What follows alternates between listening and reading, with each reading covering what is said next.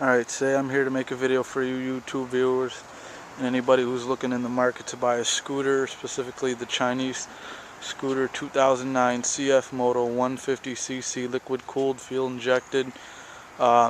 This is my scooter. I'm not going to make a professional video, but I'm sure a lot of people would like to see what the scooter, is all about. Maybe a little features. I'll do a quick walk around. It's got some 14-inch wheels, pretty decent. Reflectors, got the sleek Chinese look. It does definitely not have that European look, but again, it's all about preference.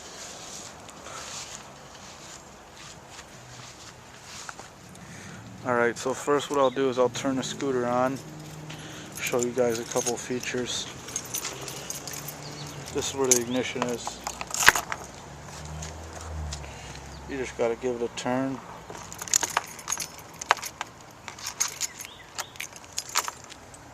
Once you give it a turn also, the LED screen pops up. Because it's daylight and also I'm not using a high quality camera, you can't really see it that much. I'll probably make another video at night so you guys can see the LED screen, but everything is digital. It shows you the miles per hour right here. It shows you, how hot and cool the engine is over here. It gives you like a little time clock, how many miles the bike has total. The speedometer shows up to 80. Shows you your tank right here. It shows full and thing. Like again, I'll show you at night so you can get a better thing. Has this weird little sticker in the front that says EFI Euro 3. I don't get any of that. Maybe it's like the part, but I don't know why it'd have Euro on it if it's a Chinese scooter. You got a nice little display of lights here.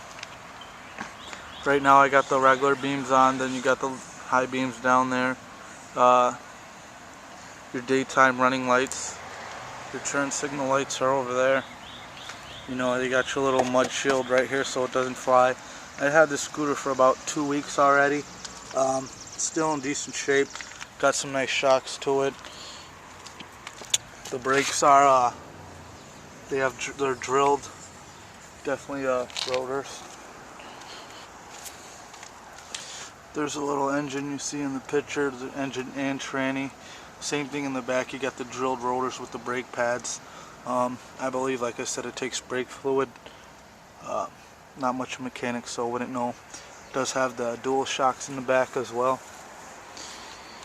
The bike does not come with the trunk.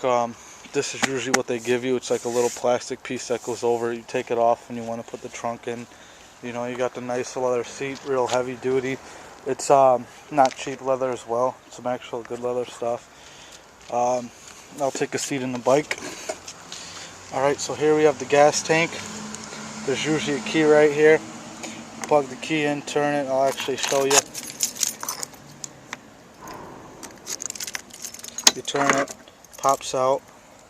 You can see the gas in here. It takes, I believe, 90, 91, or 93 unleaded fuel. But I always get 93 because I just want, I don't want no building up in the engine or anything like that. They said because of the ethanol, it really messes things up. So that's the thing. There's a certain way you do got to put it in there. When you put it in, you got to make sure these ones on the side, they actually fold up. I'll show you. You got to match some ones like that's right here where the screw is to the top, as you can see. So I'll just leave that in there. You do got to give it a little push. You turn the counterweight, pull out. There you go. Flip it back out. Comes with this cute little helmet holder right here. With the amount of space they give you, a helmet doesn't really fit that well, but it does squeeze in there pretty snug, and you can hook the strap of the helmet on there. That's usually how I do it. I don't know if there's any other way to do it. The bike is, it's a Chinese scooter, so a lot of things are plastic or whatever you want to call it. Phillips screw, really, you can unscrew everything with a Phillips screw on this bike. That makes it easier to do any kind of work on. But if anyone wants to just come and take apart your scooter while it's sitting anywhere, they just need pretty much a Phillips screwdriver and they'll be able to do that.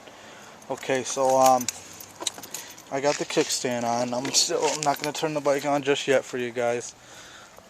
right here we have the kickstand. With the kickstand on, the engine will not start. We have this stand over here, which is the, I forgot what they call it, but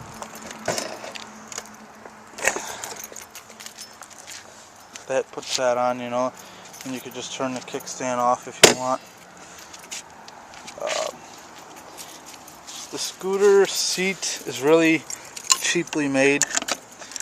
There's a key right over here where you just open it. Seat lifts right up. You know, you got this thing right here which blocks everything, so if you really want to carry some cargo, you might want to consider getting a trunk. You got your little fuse box up here. I unscrewed this thing once and screwed it back in, and it really didn't go in too well. But there's your battery, as you can see. We got, I believe this is like the air canister for the airflow and everything right here. I believe those are more fuses over there as well, or extra hookups or something. I really haven't taken the bike apart. This looks like the ignition coil right there. Some wires, so it's pretty handy to have the battery right there if you need to jump start it or anything, so you don't really got to take the bike apart. So as you can see, there's like some springs there. It wiggles back and forth. I mean, it hasn't broken so far, but I wouldn't be surprised if it breaks before, you know, a year or something like that. So that's the bike. Right now I got on the, I don't know what the hell you call that thing, a kicker stand or something. Bike has some nice shocks to it. I'll turn the bike on for you guys. Again, when you're starting this bike, you definitely want to have the kickstand down. You know, if it's down, it won't start. So, also there's another kill engine switches right here. I always usually have it off, you know, so it makes it harder if anyone tries to start it while I'm not at the bike. But you just switch it to on, you know. That's your starter right there, this button right here. And you're going to want to hold the left brake, or the front brake down in order to start it. So let's get started. Also, before I start it, I want to mention a nice cool feature the bike has. I don't know if all bikes have, but you turn it and you go to the key and it does another turn backwards. So when you take it out, your scooter is locked, so it's like crooked, so no one can just wheel it wherever the hell they feel like it.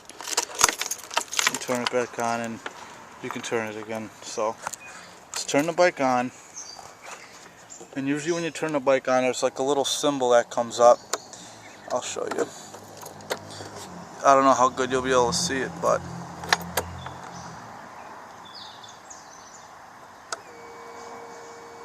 I don't know if you saw that, but there's a little symbol that pops up. So now I'm going to start the bike for you.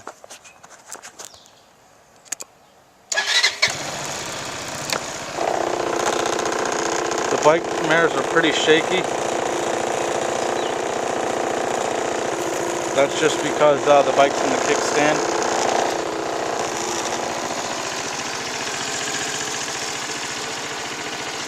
You know, this bike really actually has some nice pickup. The highest speed I believe I got to was, I say 78 miles an hour when I first got the bike. Now the fastest I get to is about 73, 74 going on a straight road.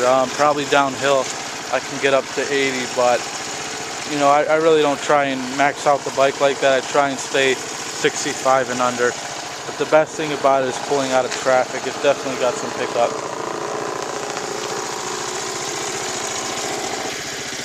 This is the throttle, you know.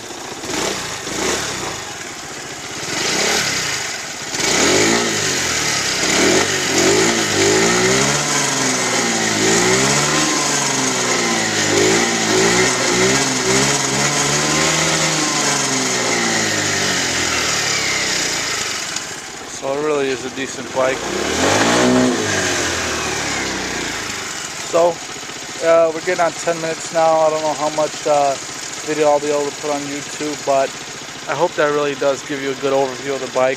I'll try and do a video if I find someone else that can record me while I'm driving so you can see it. But other than that, it has very good handling. You know, it's probably $2,500 with tax and everything. It's a really decent bike. 2-year warranty. I mean, like I said, it's a Chinese scooter, so there are some things you might not like about it. But for my first scooter, I really like it.